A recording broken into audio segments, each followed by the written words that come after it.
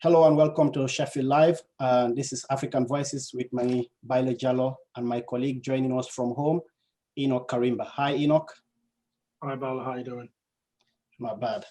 On tonight's show, we are joined by Miss Yayenta Osasu, who is a pharmacist and also a population health fellow here in Sheffield. Hi, Yayenta. Hello, Enoch, and hello, Baila. Hi, Thank Welcome you to the show. Thank you. It's a real pleasure to be here. All right. On tonight's show, we will be discussing COVID-19, as we have been doing since the pandemic started.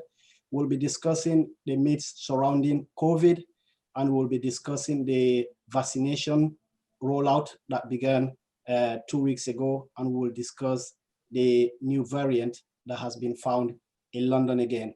But before we start that, I'll give the floor back to Yayenta again to tell us more about herself.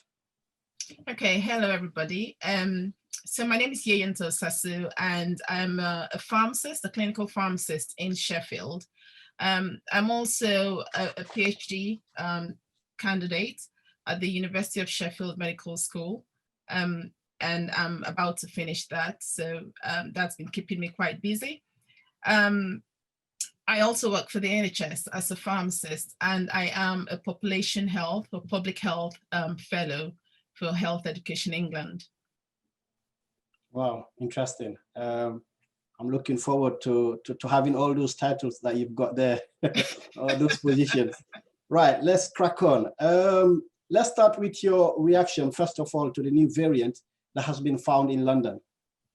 Okay, so the new variant that's been found in London should not come as such a surprise really to us, because we know that COVID-19 is one of the coronaviruses, and influenza viruses, which, you know, COVID-19 is a type of that sort of virus. They do mutate, and they, you know, change ever so slightly from time to time. And this is why we have seasonal flu vaccines, you know, for which people are called to have the vaccines every year, every winter, and so on.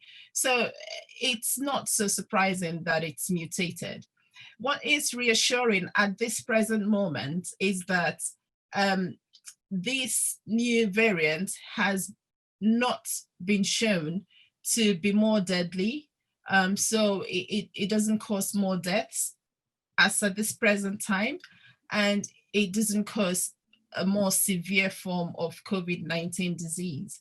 However, what it does show that it spreads a lot quicker. So it's important for us to ensure that we are still obeying and following the rules.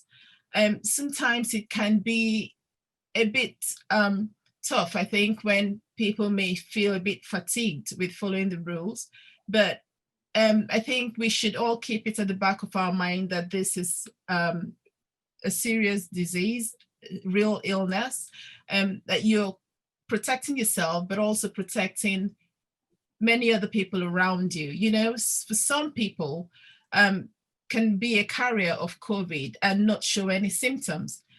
And for others, they can contract the virus and be severely sick. And as we can see, sadly, so many people have lost their lives. So if there is one thing we must do, we must try to follow the rules, maintain a safe social distance from other people, keep washing our hands frequently, and also wear the appropriate face covering. Before I bring my colleague in, you mentioned that it is not surprising of the variant. Why is that? And because prior to the variant being found, especially in places like London, the R rate in London was much lower compared to places like in the north, and the southeast in general were not into that tougher restrictions compared to what we have suffered here in the north, apart from when the second national lockdown was introduced. Well, when I say it's unsurprising, I mean in the sense that this is a virus, and it's typical of the way that viruses behave. they would mutate in the genetic code to be able to survive. And that is something that is expected of viruses, of bacteria. But in this case, COVID-19 is a virus. And we know that, prior to this, we've been talking a lot about bacterial resistance, for example. And why do we have bacterial resistance? Because microorganisms do change, and that's their way of keeping alive, of keeping relevant. So they survive for a while, and we provide medicines, or we find ways to try to tackle them, but they change or they tweak a little bit, and in this case with COVID-19, it's one of the proteins on the surface that's been shown to change a little bit, and that could affect the way that it attaches on a surface, and potentially therefore is able to retain that attachment and spread a lot quicker. So that's why I said it's not so surprising. Thank you so much. I think coming back to that question that my colleague has just asked, I mean, I was hearing about the health secretary the other day mentioning how long this variant has been in existence, and it is believed that it was in existence since September this year. So my question really would be, how come it's become more prevalent now, more serious now? Why not in September last year, early on? Why has it had to wait up until these few months? Is it something that becomes more proactive during maybe cold seasons, or is it ties in within, the flu, that kind of like affects quite a lot of people every winter time? Or is this something that just basically popped up from nowhere? So I'm not quite sure about the question. So you mentioned that it's been known to the health secretary since September that there's a new variant. Yeah. And then what's the question exactly? Basically, the question is, what has, having been prevalent way back in September to now, how come it's become more serious now? Not when, why not in September? Well, I do not have the data to say that it's more serious now, using your own terminology. I do not have the data to say that it's more serious than it was in September. However, what is being said is that it seems to be spreading a lot quicker at this present moment. However, we do not have the data to say why it is spreading so fast now. What we do know that it was spreading a lot in the southeast, in London and the southeast, but we have heard on the news as well more recently that this new variant has also been found across the country. So it's something that we must all remember to be vigilant and not think that we are actually isolated from that situation that's happening in the southeast and London. As I said before, it's helpful. It will be helpful if we all imagined ourselves as carriers of this virus, and that would help us in the way that we behave. If you imagine that you could be a potential carrier, and therefore you maintain the appropriate social distance and wash your hands regularly and wear a face covering when you're indoors or outside, especially if you're outside and there are people around, I would still wear a face covering, because we're not so certain about how this virus spread. There are so many models that have been shown about how the virus spreads, and some models that I've seen said it might linger in the air a bit longer than we previously thought. So it's important that we are all vigilant, regardless of where we are in the country. So far, it is only the UK where this variant have been discovered. And as a result, we've seen so many countries suspending flights or kind of like stopping arrivals from the UK Yes. to various countries, and including our neighbors, the EU, such as France. I'm just wondering, as a pharmacist, and also whereas most of our medical supplies do come from the EU, you know, some of it, do you think, what impact do you think this will have on us right now if care is not taken? Well, I think that the government has already put in place measures to bolster our stock of both food and medicines, okay, with all the other things that are surrounding. And so, I mean, we know that we are also talking about Brexit, okay, and I think the government have been preparing for this sort of situation. So I think it's very important that people do not panic and go and overorder medicines or stockpile food, for example. It's important that we order our medicines, you know, the 4 weekly supply. For those who are on regular medication, order your medicines just the same way that you would order your medication. And it will be enough, it to be sufficient for everyone. Where it would be a problem is if everybody began to panic and order more than they need or more than they require, then that's where we might see problems. But if we all, you know, have a good thinking or thought about it and not panic, I think we will be fine. I totally agree with you there, because we cannot stress hard enough to say people shouldn't panic, that everything will be fine and everything are under control. And yeah, Enoch, I'm just wondering if you wanted to come in there before we jump into this track and trace and also the vaccination program.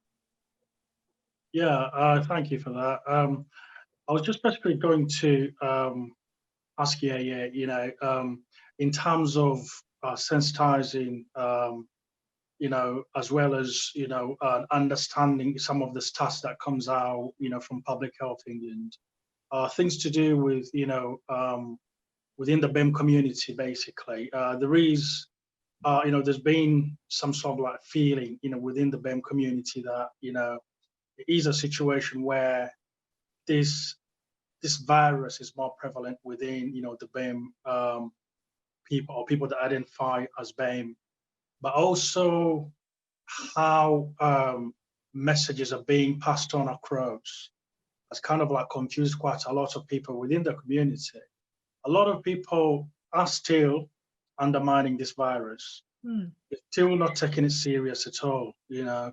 Obviously, there is all these underlying beliefs and theories and conspiracies and all sorts. What is it that, you know, you from the health professional background, you know, what is it that you could tell these people that actually it is serious?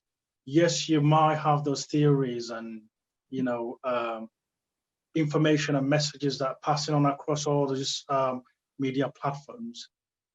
What message can you give to the community, you know, especially people that identify as BEM, that actually, you know, these things do happen and it is a serious virus and there is a way to protect yourselves? Because a lot of people are still, you know, not listening or not abiding by the rules. Yeah. Okay. Thank you for that. I'd like to say to people to, you know, just to echo what Enoch has said, that this is a serious disease. It's a real disease. It's not made up. Okay. In 1918, when there was it had the flu, and there also was a pandemic about that, and you know, it almost mirrors today, because then people also went about with face coverings and things like that. So this is not new. It's not the first time something like this has happened in the world. Also, there was a time before the eradication or the manufacture of polio vaccines, where swimming pools were closed, activities were restricted because of polio, and until a vaccine came along, and we are now able to move around. In some countries and in most parts of the world, polio has been eradicated, and that's all because of the activity and the effectiveness of the polio vaccine. So now that we have a new disease called COVID-19 disease, it's really important that we seek for information from the right sources. I myself have also seen a lot of videos, WhatsApp messages, from different people, conspiracy theories about different things associated with the COVID-19, but the vaccine and the disease. But we must ensure that we believe that this is a real disease and it's having impact on the lives of many, many people. And now we have seen also from the report that came out in the summer that Black people and people of minority ethnic groups, BAME communities, are being disproportionately affected with the outcome of COVID. And that's due to several reasons. It's not necessarily due to our genetic makeup. It's no evidence to say that because you're Black, as a person, you therefore have, you suffer more. But what it is we tend to work in the sort of professions that exposes us to lots of people, and therefore we are at risk of being in the front line of contracting the disease. Okay. Sometimes also most people would live in a house or an accommodation that is a room less than what they would require for their family. And therefore that's a source of overcrowding, even though it might not feel that you are overcrowded in your home, in your house. But the reality is that most of us actually have 1 or 2 rooms less than we would normally have, which makes it very difficult then if somebody contracts COVID in your family to self-isolate. And don't forget that sometimes not everybody who's got COVID has the symptoms. So you could be living with somebody and therefore very easily contract the virus without even realizing it from your own home. And something else is that some people tend to stay indoors, spend most of the time indoors. So it's really important that we ensure that we're maintaining physical activity, go outside, have a fresh air, go on long walks, maintain physical activity, or just move more. You don't have to term it as vigorous exercise, but you could just go on long walks, have good family times, or just enjoy the fresh air, and maintain a good, healthy diet. And things like that would also help with boosting up our immune systems, boosting our immunity. So it's really important that we take this disease seriously, because it's disproportionately affecting a lot of people. Lots of people have lost their lives, and it's important that we listen to the advice that's coming from the government and do what is needed to keep the virus at bay. That is a very handy advice there from you, very crystal clear. But in terms of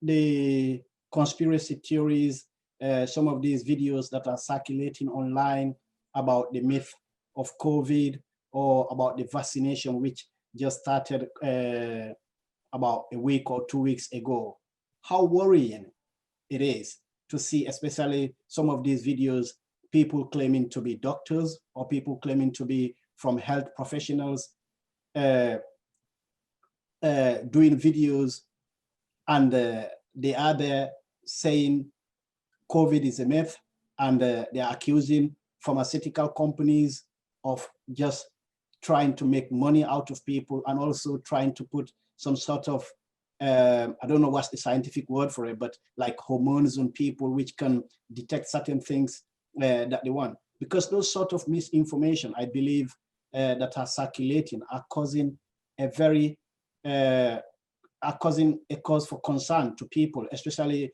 in BAME communities, where some of our Black brothers and sisters, or BAME communities, some whose English is not their first language, whose some of these languages is everything that they get interpreted to them, or that they get said to them, they believe it, and especially if it comes from a family member or a friend. So how worrying is that, and what do we need to do as a community or as communities in order to eradicate those sort of misinformation or fake news that are circulating? Yeah, well, I think for a start, what we're doing now is a good thing to do, to educate our community, and not just our community, but, you know, I've heard also from different ethnic groups, you know, so it's not just the BAME community who are passing on these theories, the conspiracies. They're vast, and I've seen and I've heard a lot of them, and there is no substance to them, really. You know, what remains is that COVID is a real disease, okay, and that there is a vaccine which is out now. And with the development of the vaccine, I think people are worried about the shorter time frame that it has taken to develop the vaccine. And I think that's one worry for people. But actually, the vaccine has gone through all the steps of clinical trials that would normally, that medicines would normally go through. So it's gone through the preclinical trials, the phase 1, phase 2, phase 3 trials. Now, one of the things that made it possible that they were able to produce the vaccine in such a short time is that they were able to run different parts of the different phases of the clinical trials concurrently, that is at the same time. So for example, phase 1 and phase 2 trials were done at the same time, just to make it a bit more compact and shorter in time, because we are running against time in the control of this disease. And we can see how in a year, the whole world has changed. I mean, who would have imagined last Christmas or November 2019, when we were hearing about the virus in Wuhan, and probably we weren't hearing much of it then. If in fact, I think we say hearing more of it this January. You know, who would have imagined that the world would be such a different place? So we are running against time. So it was really important that this vaccine was developed very quickly, okay? And companies came together, funds were made available by governments, you know, everybody worked collaboratively to make sure that it was a team, a joint effort to make sure that the vaccine was made available. So there is no no truth in saying, for example, that a certain race is trying to be depopulated, or that people are trying to be chipped in any way. There is no evidence of that, okay? The vaccine has, this particular vaccine, one of the particular vaccines has mRNA in it, and what that does, it does not change your DNA, okay? It just uses bits of your genetic code to cause your immune system to respond quickly, so that if you ever had an exposure to COVID, it means that it presents your body with the instructions to build immunity to COVID and to fight back. And that's the basis for how viruses work. They get a memory about your you know, the foreign body, and then they attack that foreign body when it comes into to you. And it's important to note that there are, as of today, there are over 136 registered vaccine candidates in the world. So the vaccine that's been approved so far in the UK, which is the Pfizer-BioNTech vaccine, is just one among many. It happens to be just the first one, but actually there are over 136 potential vaccines that are being trialed out currently in clinical trials all around the world.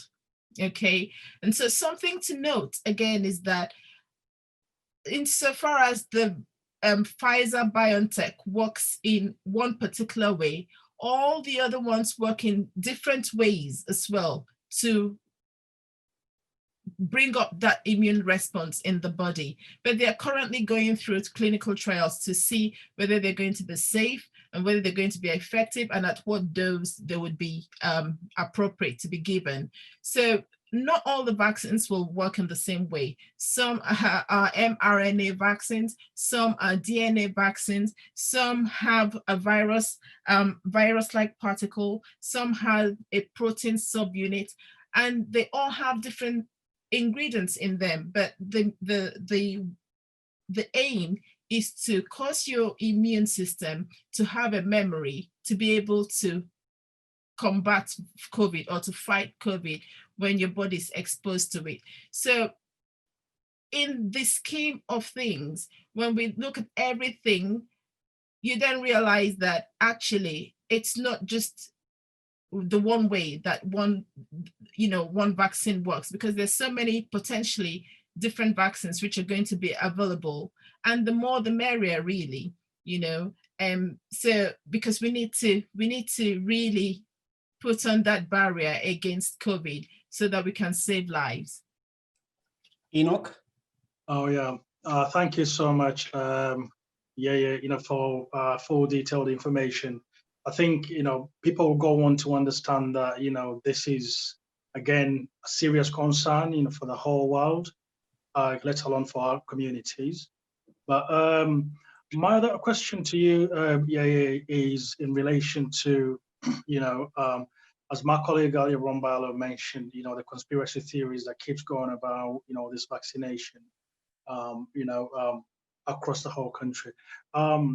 I mean, you as a professional in that background, what is it that you have come across that might be able to give that reassurance, to people? I know you've mentioned and described, how things work in terms, of this whole processes and how, vaccines work. But I think one of the most important aspects as well is to understand that, the vaccine has come now. Loads of people probably are looking forward to having this vaccine because lives have changed drastically. The new normal, I guess, is what people are living now at the moment, and people would like to go back to that normality. Go back to their jobs, go back to interacting with family members. My question basically comes around, families meeting, as you may well know, people that identify as BEM, the social unit or the social construct of families is different from the mainstream, where you'll find that, people want to come together, people want to celebrate together. There has been some regulations from the government, on how people should, socialize, or people that shouldn't come together, based on what localities you are, what tier levels they are in various cities and towns. What is it that can you advise people from our community in terms of this mingling and interactions and partying? I know it's Christmas is coming, for those that celebrate it, but also the element of understanding that actually you might be from one household visiting your friend, to the other place across the street or town, where you might be the carrier, even though you don't have those symptoms. Yeah. Could go and leave it there, or spread it to other people that might not even have it. Yeah. What message are you giving to people about, these meetings and interactions and mingling and partying? Is there any message that you can give in that particular scenario? Yeah, thanks for that. So I think it's really important that we are all working together. Okay, what I mean by that is, let's not leave it to the government to make the rules. So there are rules that the government might make, but actually we also need to think, what's my responsibility within this? Okay, so the fact that, for example, I think we're in a different place now with, for example, London being in tier 4, but for some people you might say, well, the rule allows me to go and visit family or spend Christmas with family because I've not seen them in a long time. And I sympathize with people. I know and I understand the impact on mental health and loneliness that a lot of people suffer, and the impact has been great.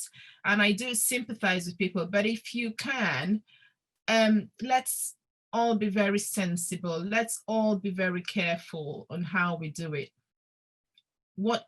Instead of thinking, how far can I go and break the rule? Think, what can I do? What bits can I do to try to protect my dear friend, my dear auntie, my dear mom, grandmother from potentially having this disease?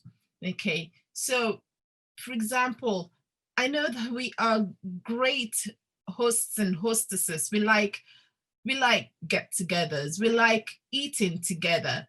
But if you think about it this way and imagine, behaving sensibly now would guarantee that we can see our loved ones in the spring, hopefully, in the summer, next Christmas, so let's not jeopardize these things for the sake of trying to have a good time this once. Let's also think about the future, that we want to keep seeing our loved ones over and over again, not just for this Christmas.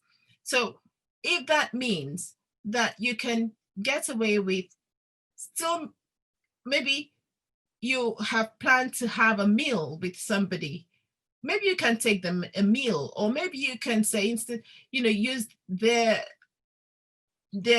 items, their cutlery, their plates, and you cook them a meal and pass it on. We can call over the phone, we can still do FaceTime, WhatsApp videos. We would still have that feeling of community, through digital means. And we live in a very different age now, where you can be miles apart from people, but you can still feel very much together, and you can still eat together virtually, and that and that would go a long way to alleviate loneliness and the feeling of isolation. So I would say, let us be sensible and think long term rather than just short-term gratification.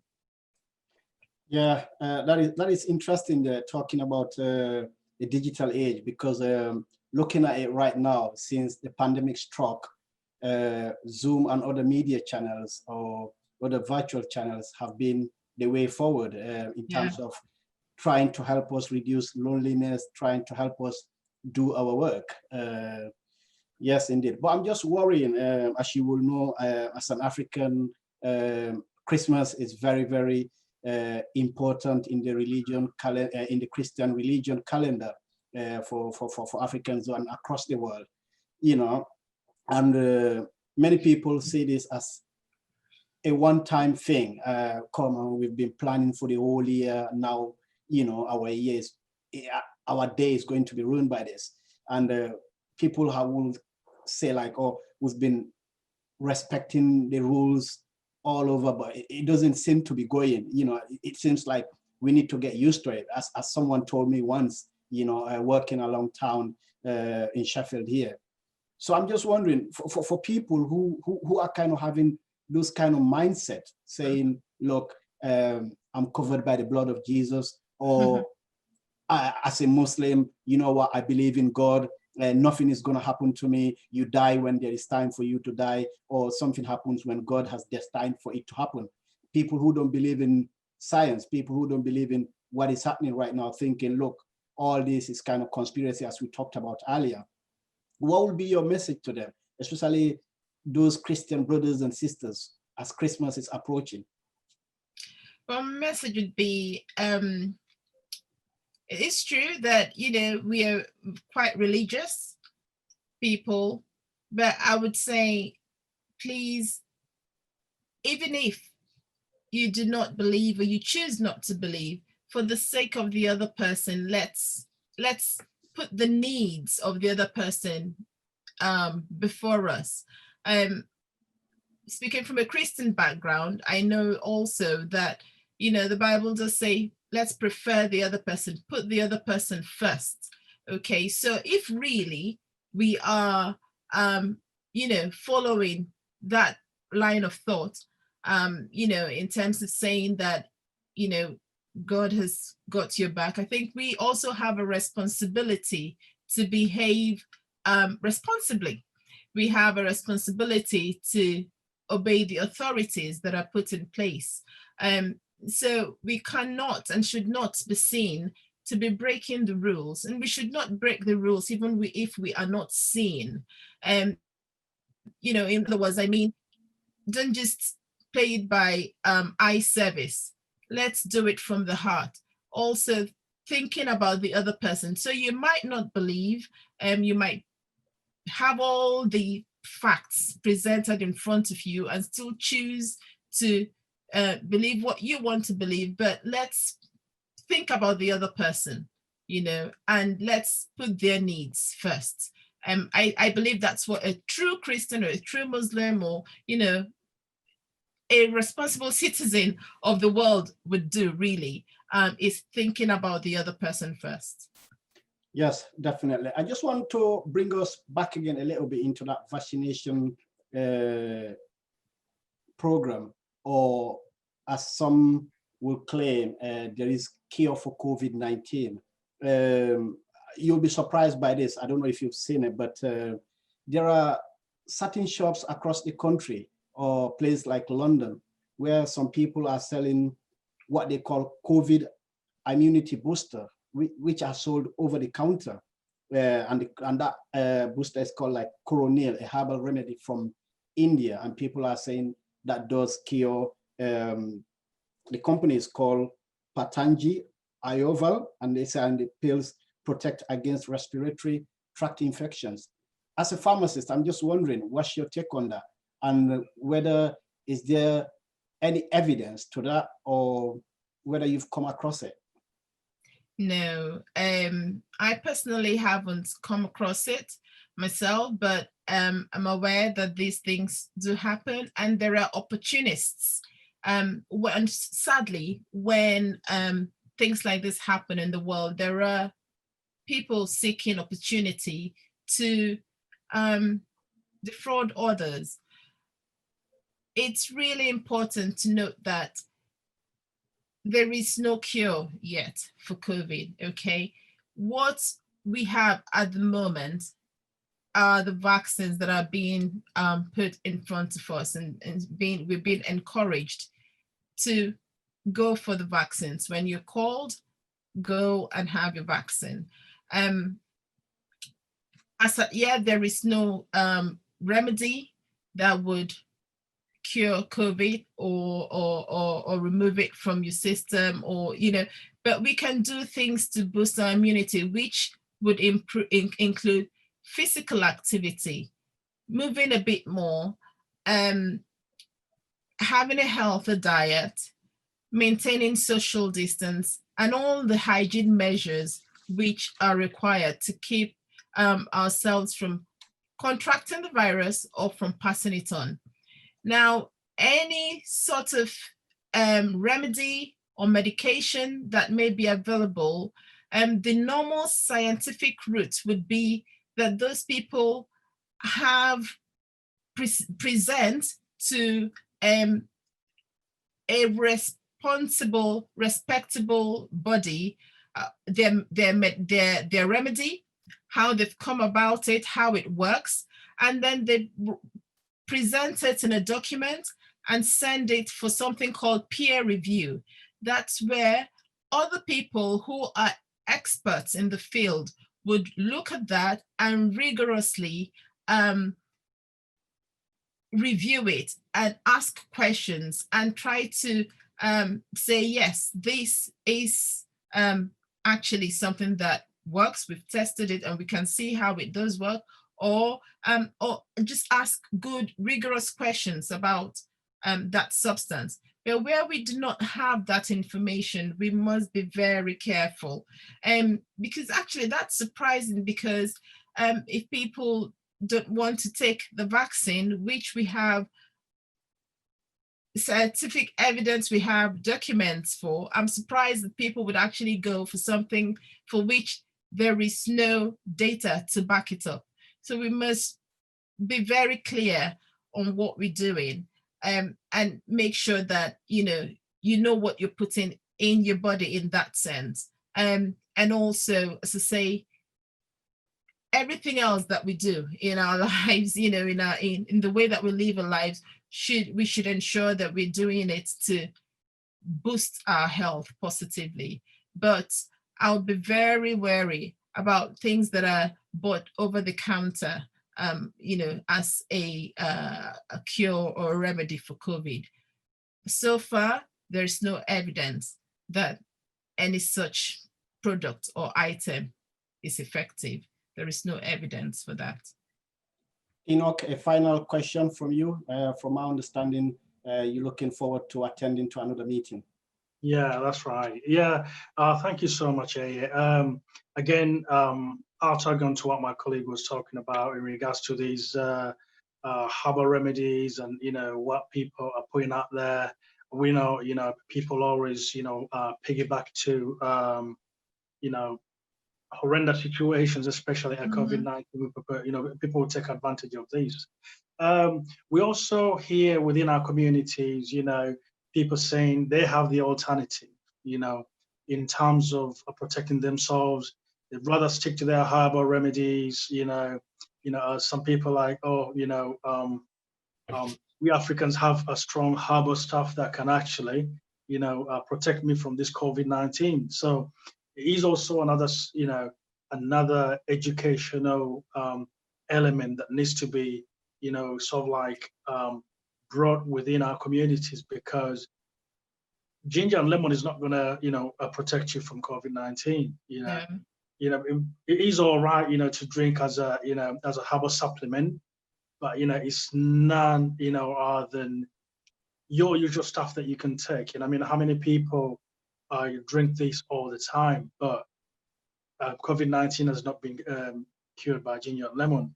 But again, it's a message that needs to be put out there for people to understand and actually acknowledge that this is a serious concern. If people don't hit the message, from the public health officials, and understanding the dangers, what if you keep on your herbal stuff, but at one point you fall ill, you fall sick, is that something that you really? Is there any message, any particular special message that you can put out there? It's okay, I'm not bashing people that take herbals, because I take them myself, but I don't take them in the sense that I'm taking them to cure COVID-19. I take them because I usually take them every day anyway. So I just wanted to know from yourself, what is it that can kind of like strengthen the message, or the COVID-19 message awareness to the community, in particular to the BEM community, that actually, there is much more you can do rather than having to depend on these herbal remedies. Absolutely. There have been so many. I think at the beginning of the year, we did have a lot of different herbal remedies being, home herbal remedies, like you've mentioned. But there is no evidence at all that they are effective at stopping you from contracting COVID, or from shortening the duration of the disease, or the severity of the disease. So there is no evidence there. Okay. However, things that we could do are ensuring that we maintain activity. So things that we could do easily, improving the way that we are active in the day, that has evidence for boosting our immunity. Okay, I'm not saying that that will stop you from having COVID, but at least physical activity does boost your immune system. It is medicine in itself. Watching what we eat, how we eat, watching our weight, that also helps with the way that our body is able to respond to disease, and that's immunity as well. However, having herbal remedies is not in itself going to cure people from contracting coronavirus disease.